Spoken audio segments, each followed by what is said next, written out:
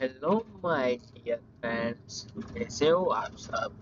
स्वागत करता हूँ आप सबका मेरे इस यूट्यूब चैनल पर। मैंने पहले के वीडियो में बताया था फ्रेंड्स कि 23 जून फर्स्ट शिफ्ट का पेपर हम अगले दिन सोल्व करवाएंगे। आपसे कमिटमेंट किया था, उसी को लेकर आज हम आपको ये पेपर सोल्व करवाने जा रहे हैं। सबसे पहले अगर आपने हमारा चैनल सब्सक्राइब नहीं किया है तो सब्सक्राइब कर लीजिए।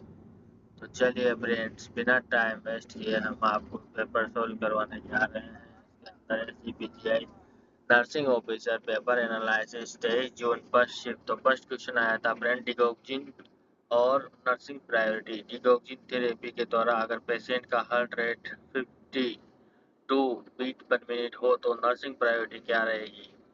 तो डिगोक्सिन एक कार्डियोटोनिक दवा होता है जो हार्ट रेट को कम करता है। अगर अडल्ट में heart rate 60 beat per minute से कम हो तो दवा को होल्ड कर देना चाहिए और तुरंत डॉक्टर को सूचित कर देना चाहिए, क्योंकि ये डिगोक्सिन टॉक्सिसिटी का संकेत हो सकता है। तो फ्रेंड्स, यही क्वेश्चन आया था डिगोक्सिन टॉक्सिसिटी से रिलेटेड।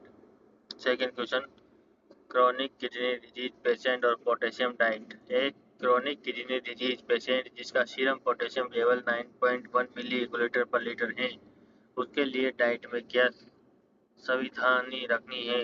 0.1 मिली इक्विलिटर एक खतरनाक तौर पर हाई पोटेशियम लेवल 9.1 मिली इक्विलिटर खतरनाक होता है। इस स्थिति में पेशेंट को हाई पोटेशियम फूड जैसे कि केला, नारियल पानी, संतरा, पालक बिल्कुल बंद कर देना चाहिए।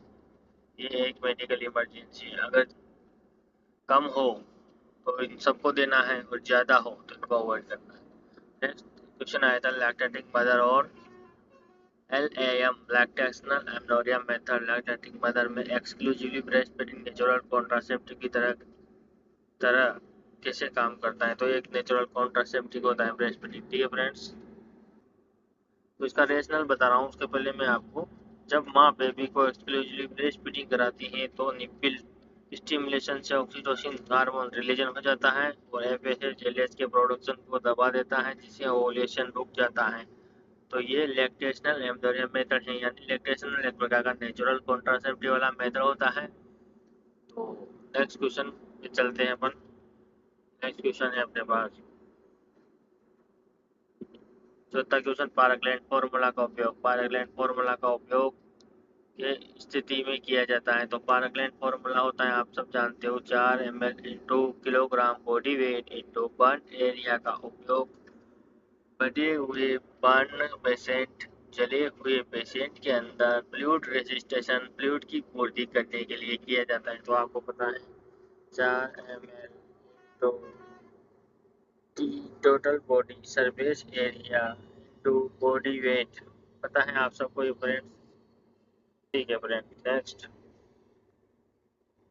Glasgow coma scale. Glasgow coma scale, ठीक है। इसके अंदर EVM eye verbal motor 4, 5, 6 total कितने होंगे 15 मार्क्स होते हैं, है ना। मिनिमम कितना होता है, मिनिमम होता है 3 मार्क्स और मैक्सिमम होता है 15 मार्क्स मैक्सिमम। ये मिनिमम है, ये मैक्सिमम है, इस प्रकार से। तो ग्लासगो कोमा स्केल का उपयोग क्यों किया जाता है। ग्लासगो कोमा स्केल का उपयोग हेड इंजरी या कोमा में गए पेशेंट का न्यूरोलॉजिकल स्टेटस और कॉन्शियसनेस लेवल का असेसमेंट करने के लिए किया जाता है। इसके अंदर आपको क्वेश्चन दे सकता है कि कोई पेशेंट है, वो उसका आई ओपनिंग हो रहा है और स्टिमुलेशन करने पे थोड़ा उसको दर्द हो रहा है, इस टाइप के आपके क्वेश्चन आ सकते हैं। तो बोलने भी आवाज़ कर रहा है, तो इस प्रकार से आपके क्वेश्चन इसके अंदर बन सकते हैं। तो क्वेश्चन बचे हुए हैं तो उसको हम बता रहे हैं। First Apgar score. अबगार का फुल फॉर्म क्या होता है, एपीरियंस पल्स ग्रीमेज एक्टिविटी और रिफ्लेक्स, इस प्रकार से होता है। तो हार्ट रेट, इसमें भी क्वेश्चन पूछा जाता है आपसे, पूछा गया था। Heart rate, respiratory pulse, muscle tone, reflex, जेनेबिलिटी, कलर, ये सबको इवैल्यूएशन करने के लिए जन्म के 1 और 5 मिनट के अंदर इसको किया जाता है, जिसे अबगार स्कोर के नाम से जाना जाता है।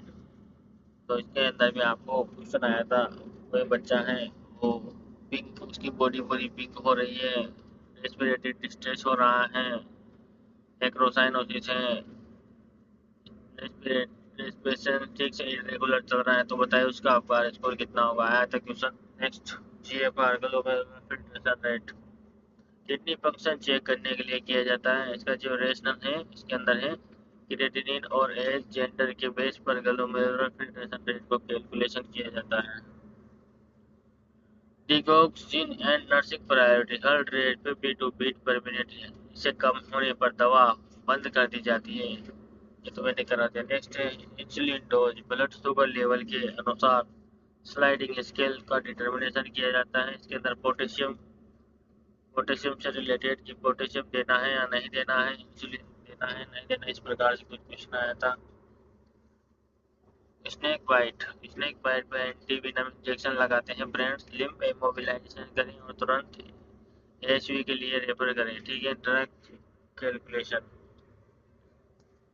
Paracetamol weight based dose 10 to 15 milligram per kilogram दी जाती है। पार्कलेट फॉर्मूला करा बताया था। ग्लास को कॉमन बता दिया है। Ventilation title volume normal range 6 to 8 ml पर किलोग्राम होती है। क्रोनिक किडनी डिजीज के अंदर ये भी बता दिया। पीएससी सीएससी का आया था। मलेरिया के अंदर सीएससी का नहीं, पहले सब सेंटर का 5000 पॉपुलेशन के अंदर इसको स्टैब्लिश किया जाता है। पीएससी को 30,000 के अंदर, सीएससी के 1,20,000। सीएससी सबसे ज्यादा होती है, जो कि फर्स्ट रेफरल यूनिट के नाम से भी इसको जाना जाता है। नेक्स्ट है आईयूडी इंसरेशन। मेंस्ट्रुएशन साइकिल के दौरान इन्फेक्शन काम करने के लिए। लैक्टेशन वाला आपको बता दिया। मिनी पिलाई था। Progesterone only bill breast fitting main से इस प्रकार से आपके क्वेश्चन आए थे फ्रेंड्स। तो लेवल थोड़ा ज़्यादा ही आया था क्वेश्चन का। सब चीज़ें वही हैं, लेकिन क्या है क्वेश्चन की लैंग्वेज को बहुत मॉडिफिकेशन करके बहुत घुमा फिरा के एसजीपीजीआई दे रहा है फ्रेंड्स हर एग्जाम के अंदर।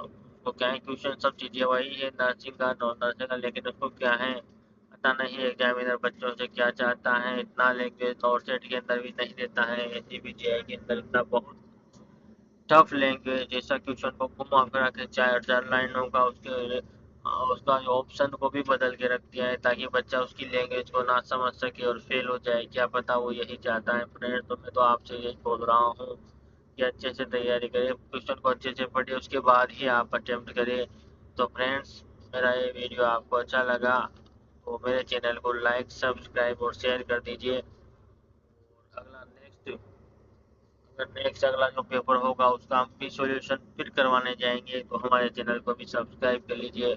और फ्रेंड्स, कमेंट के अंदर बता दीजिए अगर आपने एग्जाम दे दिया है तो आपने कितने कितने क्वेश्चन अटेम्प्ट किए, हम आपको उसके आधार पर बता देंगे एनालिसिस करके। Thank you.